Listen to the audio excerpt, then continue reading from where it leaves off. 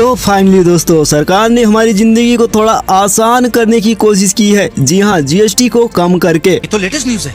GST को भी phone की तरह अपग्रेड कर दिया गया है। बिल्कुल सही सुना आपने, जीएसटी 2.0 आ चुका है।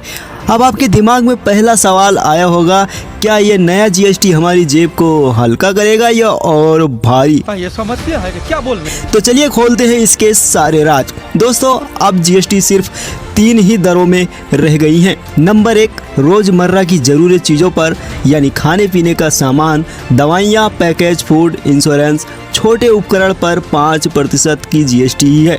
मतलब कि माता जी ने गरीबों पर थोड़ा रहम खाया है। और बाकी सामान पर जैसे टीवी, फ्रिज, एसी, छोटी कारें, सीमेंट, सफ़ेद सा यानी वाइट गुड्स पर 18% की जीएसटी है। नंबर 3, लग्जरी और पाप करने वाली चीज़ें जैसे शराब, सिगरेट, ड्रिंक, बड़ी गाड़ियाँ, महंगे गैजेट्स। अब ना तो भाई 12% का झंझट है और ना 28% का चक्कर, सीधे 5 से 18, 18 से 40 की कहानी है। एसी लेना है आपको, पहले 28% जीएसटी था, अब 18% है। यानी ठंडी हवा के साथ थोड़ी ठंडक भी मिलेगी आपको। मजा आया।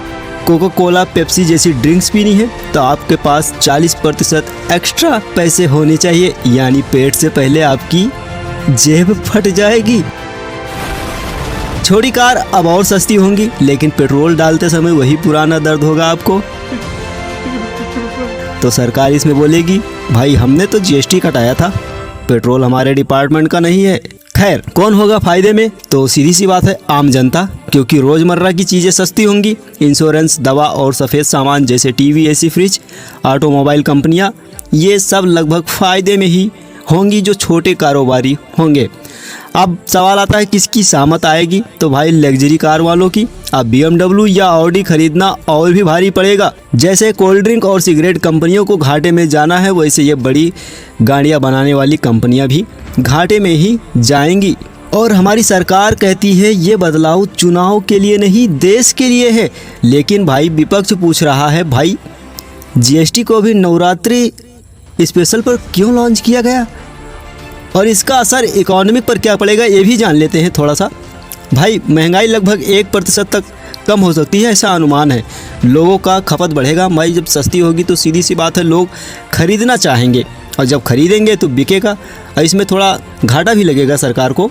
और लोगों की जब डिमांड बढ़ेगी तो सरकार को शॉर्ट टर्म में टैक्स का थोड़ा घाटा तो ज़रूर होगा, लेकिन लॉन्ग टर्म के हिसाब से अगर सोचा जाए तो इकोनॉमी को बूस्ट मिलेगा।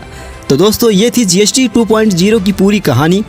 अब आप बताइए, आपको क्या लगता है, ये आपके घर के बजट के राहत देगा या और टेंशन? कमेंट में लिखिए 5, 18 या 40। आपकी ज़िंदगी किस स्लैब में है? आप कौन सा टैक्स पे करेंगे?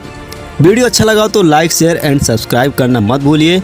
मिलते हैं अगले किसी नई अपडेट के साथ। जुड़े हमारे चैनल के साथ। Thank you for watching. जय हिंद, जय भारत।